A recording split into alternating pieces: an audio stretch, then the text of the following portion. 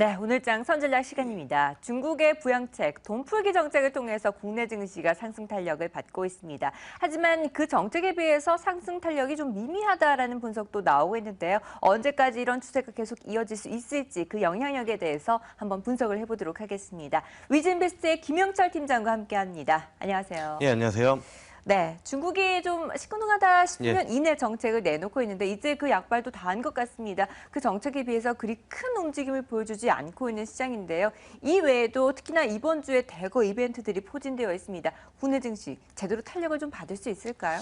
일단 뭐 결론부터 말씀을 드리면 FOMC가 끝나야 방향성을 잡을 가능성이 좀 높지 않을까 이렇게 좀 보고 있는 그런 상황인데요. 네. 사실 이제 어제 투자하신 분들 같은 경우에는 조금 뭐 실망스러운 그런 뭐 하루가 아니었을까 이렇게 좀 생각을 하는데 왜냐면은 글로벌 증시 같은 경우가 상당히 이제 강세 흐름을 보여줬기 때문에 국내 증시도 한 2050선을 좀 안착을 해서 추가적인 상승을 좀 기대했었던 분들이라면은 조금 뭐 실망스러운 그런 하루였지 않을까 이렇게 좀 보고 있습니다. 근데 수급적으로 기관 자체가 일단은 좀 관망세의 흐름을 좀 보여줬고요.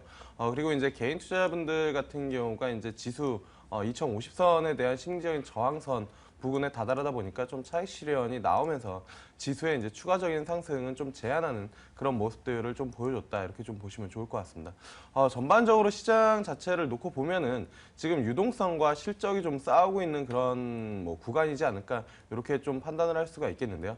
일단 뭐 22 드라기 총재가 이제 뭐 12월에 추가적인 양적 완화에 대한 코멘트를 뭐 구두로 이제 뭐 개입을 했다라고 이제 좀 표현을 할 수가 있겠는데 그러면서 시장에 대해서 다시 한번 유동성을 쏘아 올리는 뭐 8월 정도 해서 이제 뭐 유동성 랠리가 거의 끝날 것이다라고 이제 뭐 시장에서 우려감을 좀 섞었었는데 그 부분의 불씨를 다시 한번 살려놨고요. 거기에 이제 중국까지 같이 가세를 하면서 유동성에 대한 기대감이 상당히 이제 좀 높아진 그런 상황입니다. 그럼에도 불구하고 국내 증시가 좀 추가적으로 상승을 못했었던 이유는 앞서 말씀드린 수급적인 요인 플러스 실적이 그렇게 뚜렷하게 뒷받침되고 있지 않다라는 부분들인데 사실 지난 금요일 그리고 어제장에 이제 미국이랑 국내 증시를 보면은 사실 지난주 미국 같은 경우에는 22 그다음에 중국 거기에 이제 IT 3인방이 상당히 호실적을 좀 내면서 지수가 추가적으로 슈팅을 해줬었던 그런 부분들인데 국내 같은 경우에는 사실 삼성전자랑 그다음에 LG화학 이후에는 뚜렷하게 호실적을 내놓고 있는 기업들이 없다라는 부분들입니다. 그러다 보니까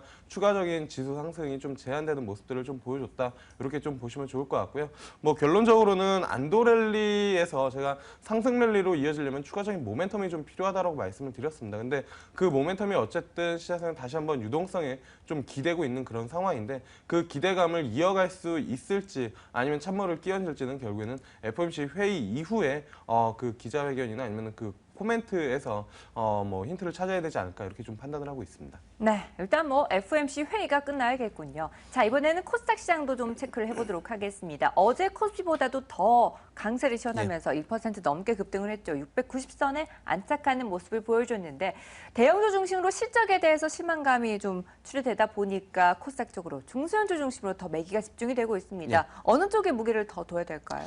사실 어느 쪽에 무게를 확실히 실기는 좀 어려운 그런 상황이지 않을까 이렇게 좀 보고 있는데 개인적으로는 밸런스를 좀 잘 맞춰야 되는 그런 구간이다라고 이제 좀 보고 있는데 어제 이제 코스닥 상승한 흐름만 먼저 놓고 보면은 뭐 대부분의 투자자분들이 좀 아시겠지만 이제 지수가 어느 정도 목에 차 있고 그러니까 대형주 기준으로 지수가 좀 목에 차 있으면 그러한 이제 자금들이 이제 뭐 중소형주 쪽으로 개별 종목으로 좀 이어가는 그런 흐름들이 뭐 지속적으로 뭐 증시에서 나타났었는데 어제장에서도 그런 부분들의 연장선이지 않을까 이렇게 좀 보고 있습니다. 지수가 추가적으로 상승하기가 어려운 그런 구간에서 이제 중소형주 쪽에서 수익률 게임이 좀 일어나고 있다라는 부분들이고요. 그 중에서는 이제 뭐 시장을 좀 이끌었었던 게 제약 바이오 그다음에 일부 게임주 정도가 좀 될 것 같습니다. 근데 뭐 이 앞전에도 중소형주 말씀을 드렸을 때 대형주와 같이 낙폭과대주 종목들에서 순환매가 좀 나타날 가능성이 좀 높다라고 말씀을 드렸는데 그러한 흐름에서 어제 뭐 제약바이오 그리고 특히나 이제 뭐 게임주들이 그러한 의미에서 좀 상승을 하지 않았나 이렇게 좀 보고 있어서 저는 개인적으로는 추가 상승 시에는 차익 실현을 하고 이 그 중소형주 내에서도 순환매에 좀 대응을 해야 되지 않을까 이렇게 좀 판단을 하고 있습니다. 네, 만약에 상승을 하게 된다면 오히려 차익 실현에 대한 전략을 제시해 주셨고 순환매 현상에 잘 대응하는 전략이 필요할 것 같습니다. 말씀하신 것처럼 게임주들의 강세가 어제 시장에서 특히나 두드러졌습니다. 게임빌뿐만 아니라 컴투스, 넥슨지티까지 모두 다 급등세를 시현했는데요. 다시 투자해 볼 만한가요? 이미 타이밍을 놓쳤나요? 일단은 뭐 추가적인 상승 여력은 좀 있다라고 이제 좀 보고는 있습니다. 근데 그 네. 상승 여력이 정말로 뭐 이 앞전에 한 작년 그리고 뭐 올 초처럼 강한 랠리가 이어질 것이라고 보기에는 조금 어렵다라는 부분들이거든요. 그렇게 어렵다라고 이제 좀 보고 있는 가장 큰 이유는 사실 어저께 상승한 이유는 뭐 신작 게임에 대한 부분들이라고 뭐 이야기들이 좀 나오고 뭐 그거를 설명하려고 하고는 있지만 저는 개인적으로는 낙폭이 컸었다라는 부분들이고 그다음에 낙폭이 컸었던 종목들 위주로 수익률 게임 부담 없이 접근을 할 수가 있기 때문에 수익률 게임이 이루어지지 않았나 이렇게 좀 판단을 하고 있는데 게임주는 역시 여전히 글로벌 피어 그룹 대비 좀 밸류에이션이 높은 그런 상황입니다. 그렇기 때문에 추가적으로 상승할 시에는 뭐 차익 실현을 좀 하는 게 맞지 않을까 이렇게 좀 보고 있고요. 게임주 중에서는 좀 집중을 하고 있는 게 그 IP 지적재산권을 좀 보유한 기업 그리고 이제 뭐 카지노 게임이나 아니면은 플랫폼 기업 쪽으로 이제 좀 관심을 갖고 있습니다. 특히나 이제 뭐 카지노 게임 같은 경우에는 추가적으로 신규 상장 예정이 되어 있는 그런 기업들이 좀 있기 때문에 그쪽에 대한 관심은 일부 좀 유효하지 않을까 이렇게 좀 보고 있어서 전반적으로 IP 보유 그다음에 카지노 게임 그리고 플랫폼 업체 중심으로 중심을 좀 잡아나가면서 기업들을 선정하는 게 좋지 않을까 이렇게 좀 보고 있고 그 중에서는 저는 개인적으로는 NC소프트가 가장 뭐 무난하지 않을까 이렇게 좀 판단을 하고 있습니다. 이 지적재산권 그러니까 그 게임 스토리를 가지고 추가적으로 여러 이제 그 모멘텀들을 좀 보유를 할 수 있기 때문에 특히나 이제 뭐 이 앞전에 이제 뭐 넥슨이랑의 지분 구조도 이제 대부분 이제 정리가 된 그런 상황이어서 저는 뭐 NC소프트라면은 충분히 뭐 접근해 볼 만하지 않을까 이렇게 좀 말씀을 드려보도록 하겠습니다. 네, 밸류에 대한 부담감은 여전히 있지만 그 안에서 NC소프트에 대해서는 추가적인 접근이 가능하다라고 전략을 제시해 주셨습니다.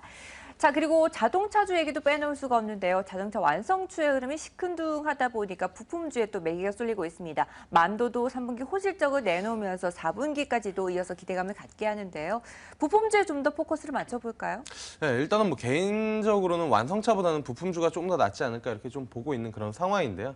일단은 뭐 시장에서 그 이제 뭐 현대차 그리고 기아차 같은 경우가 일단은 뭐 실적을 발표를 했는데 현대차 같은 경우는 시장 예상치보다 좀 부진하긴 했지만 기아차 같은 경우는 조금 뭐 시장에서 기대했던 것보다는 좀 좋게 나오면서 사실 현대차의 부진을 어느 정도 좀 커버를 하는 그런 모습들을 좀 보여줬습니다. 그러다 보니까 그러한 이제 투자 심리 부분들이 부품주들로 좀 이어지는 그런 모습들을 좀 보여줬고 어제장에 이제 특징적으로 만도가 이제 상당히 좀 강세 움직임들을 좀 보여줬고 그다음에 현대유야랑 현대모비스까지 좀 확장이 되고 있는 그런 모습들인 것 같습니다. 근데 사실 실적만 놓고 본다라고 하면은 그렇게 호실적을 내놓은 부분들은 아니거든요.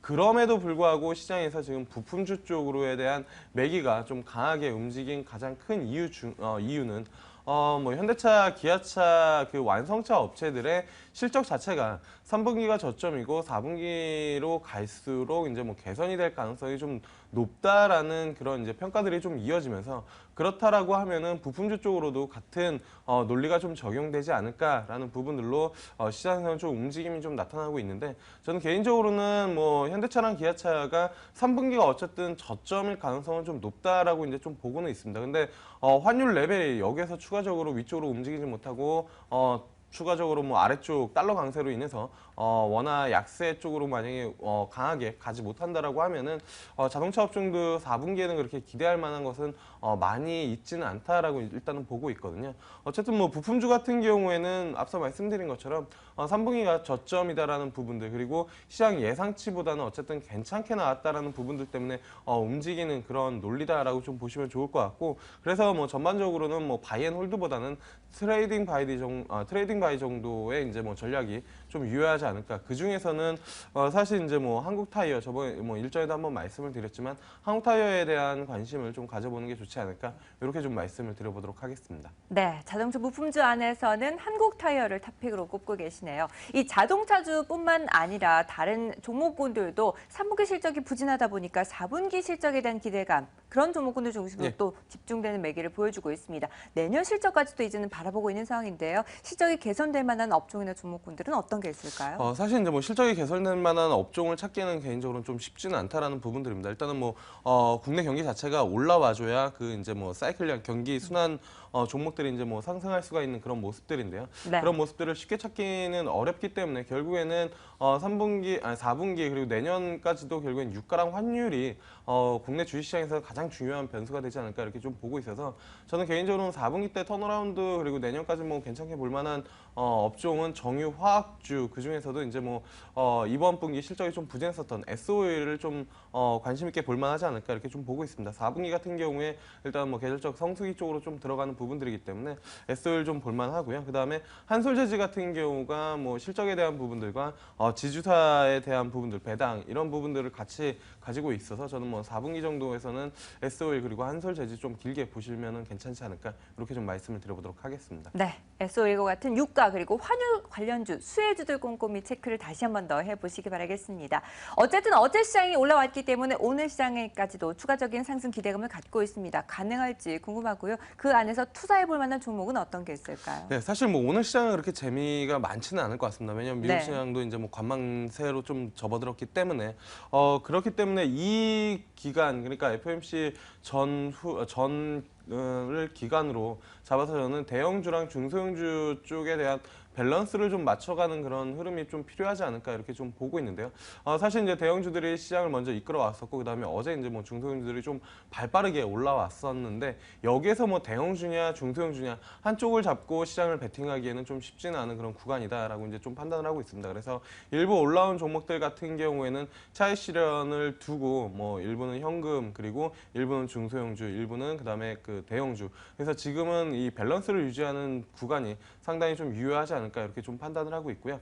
관심 있게 보고 있는 종목은 KC 그린홀딩스라는 종목입니다. 사실 뭐 어제 같은 경우에도 오중전의 수혜주로 이제 뭐 아가만 컴퍼니나 유화 관련된 종목들이 강세 흐름을 좀 보여줬는데 오중전에서 이제 뭐 사실 중요하게 좀 다룰 이슈 중에 하나가 역시나 이제 환경에 대한 부분들이거든요. 그렇다라고 하면은 이 그 환경 플랜트 쪽으로 이제 뭐 강점을 가지고 있는 KC 그린홀딩스 특히나 이제 중국 쪽에서 얼마 전에 이제 뭐 200억 원 규모의 수주도 이제 따낸 그런 상황이기 때문에 렉포드도 좀 보유를 하고 있다라는 부분들이고 중국 기업들 같은 경우에도 이쪽으로에 대한 그 이제 뭐 설비들을 강화할 움직임들을 좀 보여주고 있는 그런 부분들 그리고 한중 철강 단지 이쪽에 대한 그 이제 뭐 선정자에 대한 그 이슈도 좀 같이 발생이 될 수 있기 때문에 KC 그린홀딩스는 좀 관심을 가져볼 만하지 않을까 이렇게 좀 말씀을 드려보도록 하겠습니다. 네, KC 그린홀딩스 관심 갖고 한번 지켜보도록 하겠습니다. 지금까지 위즈인베스트의 김영철 팀장이었습니다. 말씀 감사합니다. 네, 감사합니다.